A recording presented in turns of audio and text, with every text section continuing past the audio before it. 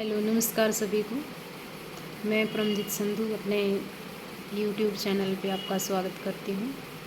हमारा एस्टेट का जो इम्पोर्टेंट टॉपिक है टीचिंग एग्ज़ाम के लिए NEP 2023 ये टॉपिक है जो कि हम करेंगे। तो सबसे पहले मैं आपको बताऊंगी कि NCF क्या है, नेशनल करिकुलम फ्रेमवर्क, जो कि 2005 में सबसे पहले आया।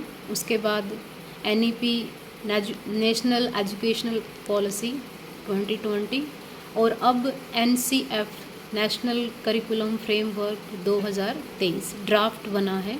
इसमें कुछ सुझाव दिए गए और इसकी जो अध्यक्षता की गई वो के कस्तूरी रंजन जी ने की थी, जिनकी अध्यक्षता में NCF 2023 का ड्राफ्ट तैयार किया गया।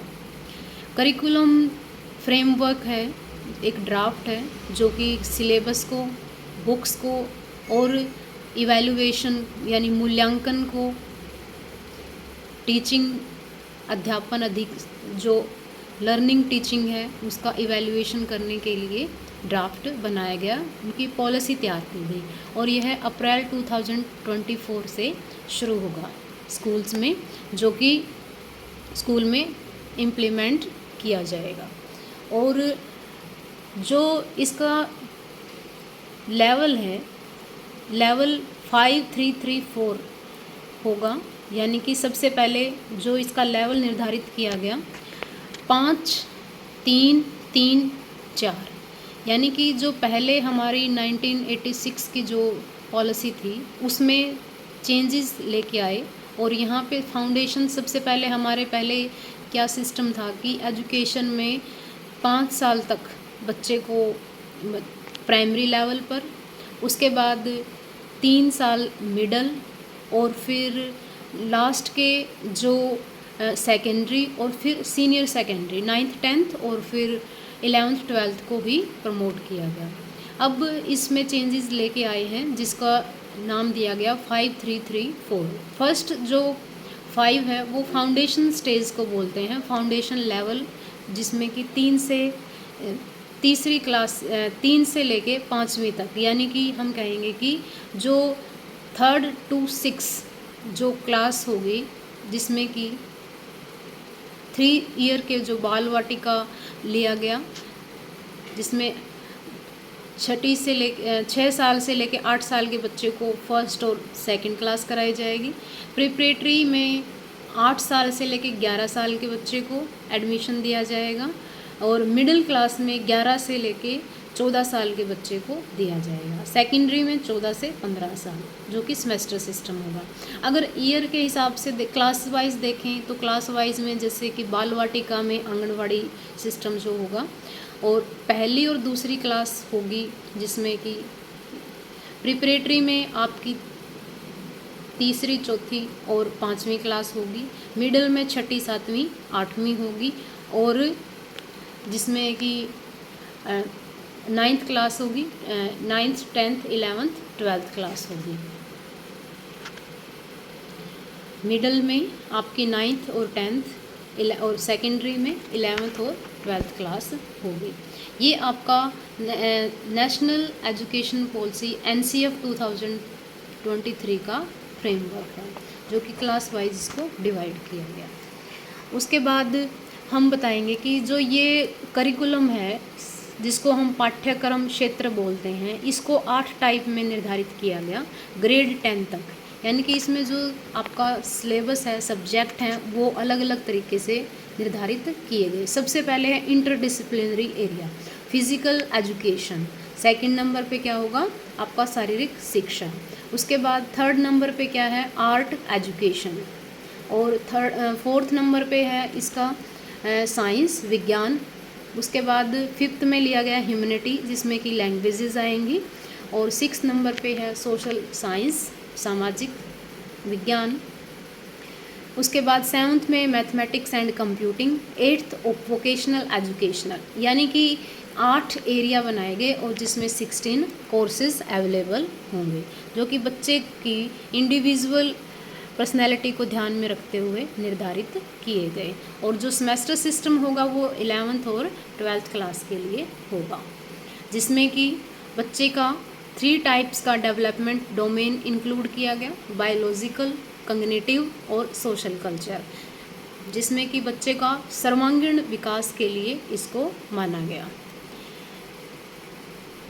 उसके बाद इसके टूल्स बताए गए हैं, जो कि टूल क्या है, portfolio, anecdotal, anecdotal, rating scale, questioning method. इसमें टूल्स होंगे जो बच्चे की जो ग्रोथ है उसको चेक करेंगे, यानी कि इवैल्यूएशन करेंगे, जिससे कि निर्धारित किया जाएगा बच्चे का डेवलपमेंट। इसके बाद हम बताएंगे कि जो ये NEP है, NCF 2023 है, इसमें 5 स्तरीय सीखने की विधि बताई गई, यानी कि पंचादी बोलते हैं जिसको, 5 लेवल बताए गए। सबसे पहला है अदिति। अदिति नाम दिया गया, मोस्ट इम्पोर्टेंट है, ये नाम पूछा जा सकता है। अदिति इंट्रोडक्शन जिसको दिया गया। उसके बाद है बोध, कंसेप्चुअल अंडरस्टैंडिंग, यानी कि कोई भी आप कंसेप्ट पढ़ रहे हैं उसकी समझ पैदा करना बच्चे में। अभ्यास, समझ पैदा करने के बाद 3rd नंबर पे क्या आएगा, उसकी बार बार प्रैक्टिस करवाना। और 4th नंबर पे है एप्लीकेशन, यानी कि उसका प्रयोग, जो आप बच्चे को प्रयोग करना सिखाएंगे जो भी सीखा है उसका। और लास्ट में 5th पॉइंट है इसका, प्रसार, एक्सपेंशन करना, यानी कि उसका प्रचार और प्रसार करना, जो भी उसने सीखा है वो अलग अलग जर्नलाइजेशन पे, यानी कि किसी भी परिस्थिति में इम्प्लीमेंट कर सके।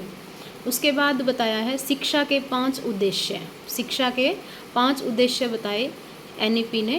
पहला उद्देश्य है स्वास्थ्य एवं अच्छाई, दूसरा सांस्कृतिक एवं सामाजिक भागीदारी, तीसरा तर्क संगत और विचार की स्वायत्ता, प्रजातांत्रिक मूल्य 4th नंबर पे, और 5th नंबर पे है आर्थिक मूल्य। यानी कि शिक्षा के 5 उद्देश्य NEP ने बताए हैं। सबसे पहला है आपका हेल्थ, उसके बाद कल्चर, फिर रीजनिंग, थॉट, इंडिपेंडेंसी, और 3rd नंबर पे है आपका डेमोक्रेटिक मूल्य जिसको हम कहेंगे मोरल, और लास्ट है आपका इकोनॉमिक मोरल। फिर NCF 2023 में इसको हम 5 ज्ञान की परतें बताई, यानी कि 5 कोश बताया गया।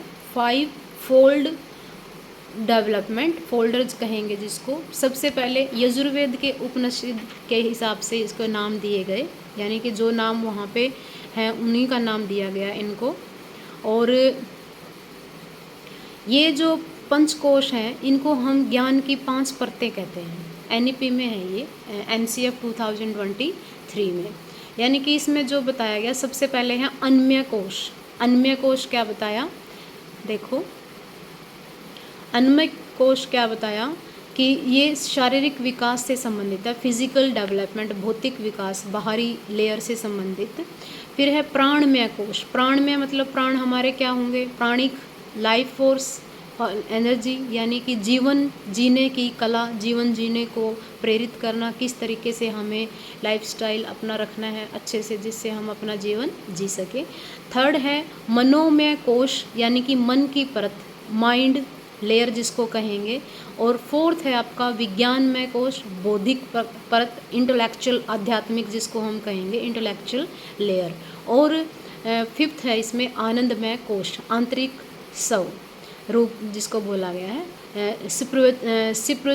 स्पिरिचुअलिटी बोला गया जिसको, स्पिरिच कहते हैं, जिसमें कि आप आध्यात्मिक भी बोलते हैं, इनर सेल्फ, यानी कि आत्मा के रूप में जानना। ठीक है, तो ये जो पॉइंट है जिसमें कि हम दोबारा एक बार देख लेते हैं। सबसे पहला पंचकोश में क्या था, अन्नमय, प्राणमय 2nd नंबर पे, मनोमय माइंड से रिलेटेड, विज्ञानमय बोध से संबंधित, बौद्धिक, और आनंदमय है कोश आंतरिक स्व के लिए। ठीक है, तो ये अपना जो पॉइंट है जो बताता है कि इसमें हम इसका यूज़ कर सकते हैं। तो ये आपका NEP 2023 के मोस्ट इम्पोर्टेंट पॉइंट हैं जो कि एस्टेट के हिसाब से बहुत ही ज़रूरी हैं। Thank you. जानकारी अच्छी लगी तो शेयर करें। आज के लिए इतना ही। Thank you so much.